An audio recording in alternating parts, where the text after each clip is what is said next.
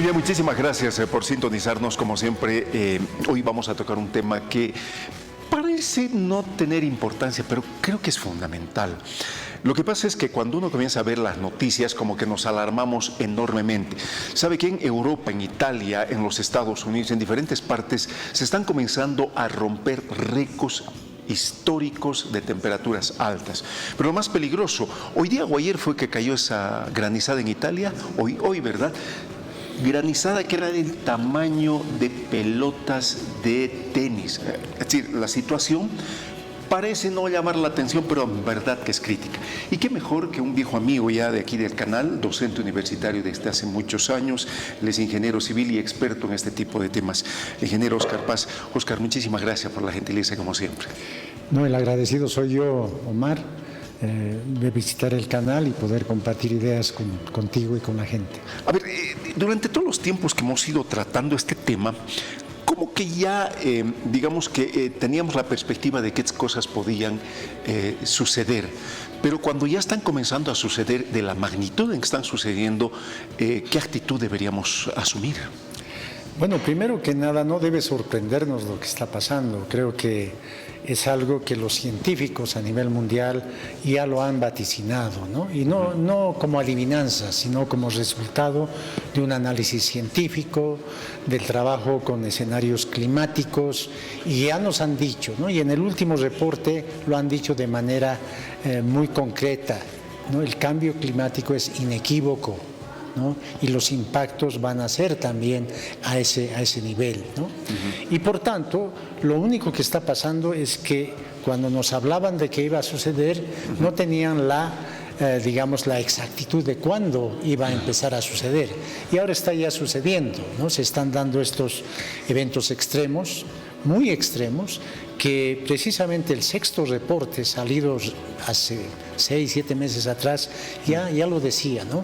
Los eventos extremos van a ser más frecuentes y van a ser más intensos. Entonces, si nosotros hacemos una mirada retrospectiva a los últimos 4 o 5 años, ya estas cosas se están dando con una mayor frecuencia y también con una mayor intensidad. Entonces, es un hecho, es un hecho.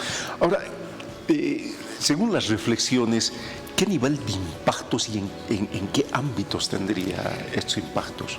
Bueno, sabemos que los principales impactos del cambio climático se van a dar especialmente a nivel de la afectación a ecosistemas, ¿no?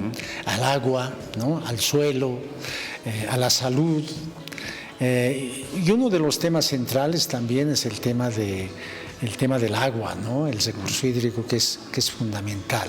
La capital uruguaya. Claro, y estamos viviendo momentos de sequía bastante grandes, bastante críticos, yo diría, y hoy en día estamos también con una superposición de efectos, ¿no? O sea, yo siempre digo, no hay que ver solamente al cambio climático, ¿no? Como el gran factor desencadenante de todo esto.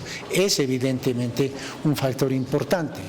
Pero está, por ejemplo, la superposición de efectos por el tema del fenómeno del Niño, por ejemplo, ¿no? Y también los grandes procesos de deforestación, ¿no? Entonces, es un conjunto multifactor que está generando todos estos impactos, ¿no? Naturalmente que es esta multiplicidad de aspectos, yo me imagino que entre los primeros efectos que puede tener son de corte económico, porque algunas veces de repente ese es el detonante que recién haga reflexionar a algunos tomadores de decisiones.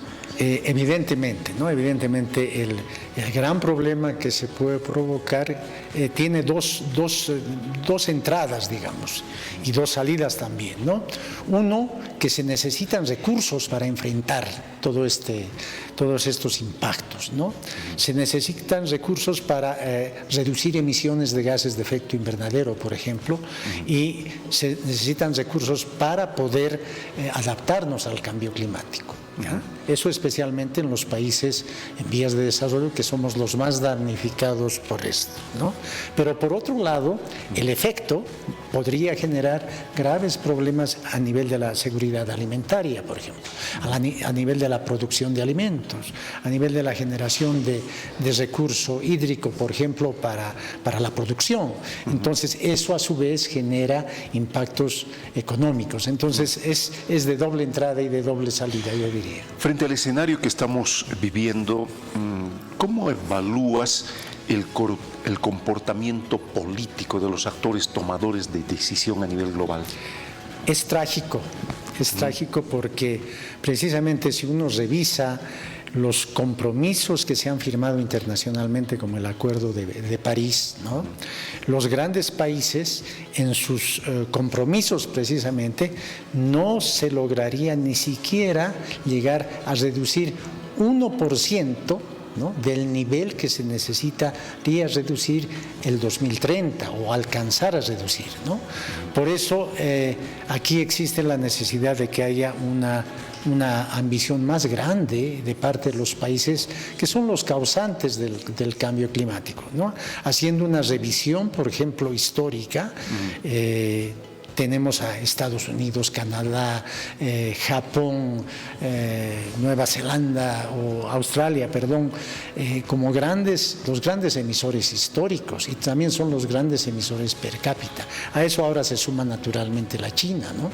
Entonces, cuando se ha empezado a hacer la revisión de estos compromisos no son suficientes para lo que realmente se necesita. Las decisiones políticas, escondidas tras de ellas, decisiones económicas, son tardías ya. ¿Estamos a tiempo o, como muchos científicos dicen, ya no hay vuelta atrás? No, yo creo que estamos en el momento de poder todavía reaccionar, siempre y cuando se tomen las medidas a tiempo, ¿no? Y eso implica, por ejemplo, estos nuevos compromisos, hacer un cambio radical en las matrices energéticas especialmente, y esperamos precisamente a fines de este año, hay una reunión mundial del clima en Dubái, ¿no? Y bueno, yo digo raro en Dubái, donde el petróleo es el que ha generado la riqueza y el petróleo es el gran generador de gases de efecto invernadero, pero bueno, ahí se va a hacer el balance mundial, ¿no? Se llama balance mundial porque van a agarrar todos los reportes de todos los países y en virtud de eso se va a ver en qué estado de situación estamos y qué se necesita para alcanzar los compromisos que se habían planteado bajo el Acuerdo de París, ¿no? Entonces, hay todavía una pequeña esperanza, siempre y cuando haya una decisión política de muy alto nivel, pero estas decisiones políticas se asientan también, como tú dijiste, en las decisiones económicas, ¿no? Porque aquí es la economía la que maneja todo esto, pero esperemos que se reaccione, ¿no? Hablemos de nuestro país, Óscar. ¿En qué condiciones está Bolivia en este momento? Bueno, nosotros somos un país que por las características y condiciones somos un damnificado del cambio climático. Y la medida en que podamos enfrentar estos temas va a depender mucho de la medida en que se accedan a los recursos internacionales, ¿no? O sea, en la medida en que los países desarrollados realmente apoyen a los países en vías de desarrollo en términos económicos, vamos a estar en capacidades de enfrentar, ¿no? Evidentemente, el gran problema en nuestro país no es que no somos grandes emisores de gases de efecto invernadero, ¿no? Por tanto, si bien hay que trabajar en eso, y se puede trabajar, por ejemplo, haciendo una transición energética bien pensada, ¿no? El tema es la adaptación al cambio climático, y ahí tenemos que trabajar en hacernos más resilientes, ¿no? En trabajar las fortalezas, especialmente en los municipios, en las áreas rurales, y para eso se necesitan recursos, ¿no? Y precisamente esa es la gran demanda, ¿no?, a los países desarrollados, de poder cumplir con sus compromisos en términos de recursos económicos para los países en vías de desarrollo. Ahora, como dispositivo estatal, es decir, ¿hay una política que apunte a estos elementos que tú has Sí, perfectamente? Tenemos la política, y creo que también se está reformulando la política nacional, plurinacional de cambio climático, que evidentemente se esté enfocando en estos procesos, ¿no?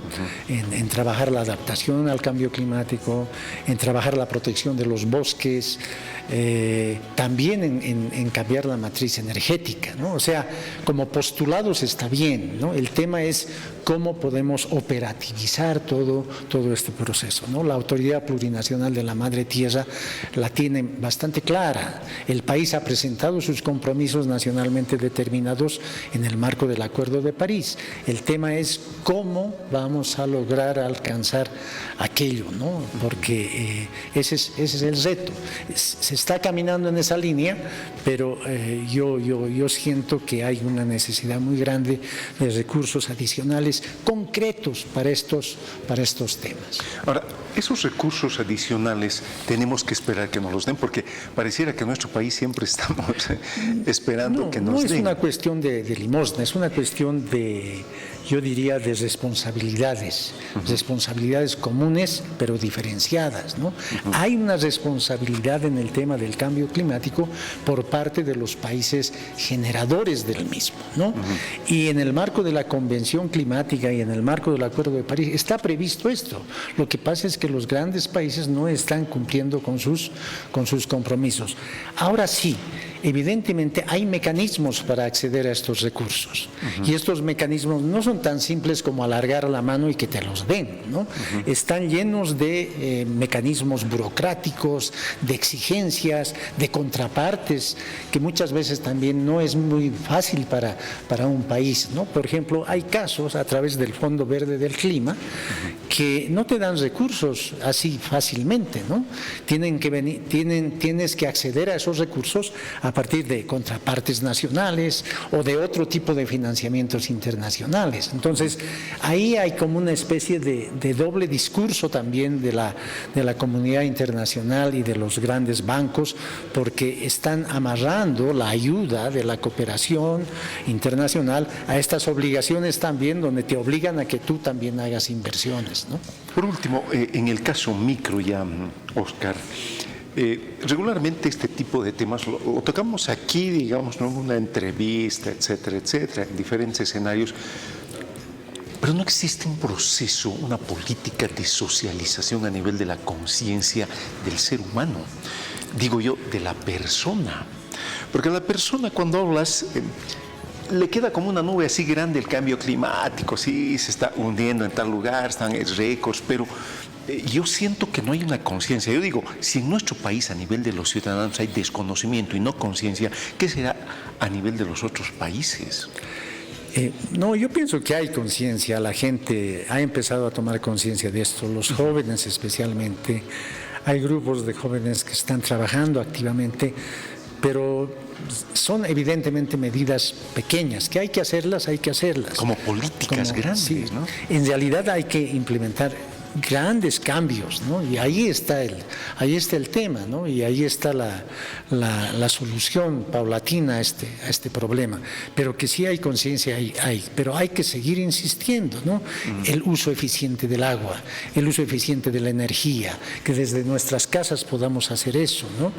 La circularidad en el manejo de los residuos para no generar gases de efecto invernadero, son cosas que en el día a día se pueden hacer y se están haciendo, pero no se están haciendo en el nivel y en la cantidad de emprendimientos que se deberían, ¿no? Óscar, como siempre te quedo infinitamente agradecido por la amabilidad al compartir estos temas. Creo que deberemos reflexionar más regularmente este tipo de aspectos para condicionar un mejor escenario de conciencia de nosotros mismos y de los tomadores de decisiones. Plenamente de acuerdo, creo que hay que seguir insistiendo en esto, no hay que bajar los brazos, ahora que la situación está un poco más crítica, entonces hay que tomar decisiones, exigir a los políticos la toma de decisiones también y naturalmente trabajar con la gente. Solo como corolario de esto, tú trabajas en el Instituto de Ingeniería Sanitaria. Entiendo que la universidad en diferentes unidades académicas realiza trabajos muy interesantes sobre esta temática. En el tuyo están haciendo algunos de estos temas, ¿no? Sí, nosotros trabajamos también en el tema climático vinculado a los temas del saneamiento, ¿no? Por ejemplo, si implementaríamos en el país una gran cantidad de plantas de tratamiento de aguas residuales, ¿no? Podríamos reducir la contaminación de cuerpos de agua y por tanto aumentar la disponibilidad del agua como una medida de adaptación al cambio climático, ¿no? O sea, hay un conjunto de engranajes muy intercomunicados en este tema, ¿no? También hemos estado trabajando en cómo afectaría el cambio climático a través de algunos modelos de simulación en los sistemas de agua, por ejemplo, para la ciudad de La Paz. Se han estado trabajando en tesis a ese nivel, en proyectos de grado, y ahora también vamos a seguir trabajando en este tema del control de la calidad del agua en la ciudad de La Paz. Estamos involucrados en un proyecto interesante que está llevando adelante la Universidad Mayor de San Andrés para hacer un monitoreo de la calidad del agua en la ciudad de La Paz. Les vamos a pedir que en algún momento puedan compartir todo lo que están investigando para hacer conocer a la opinión pública. Claro que sí. Otra vez, muchísimas gracias, Óscar. Buenas noches, gracias.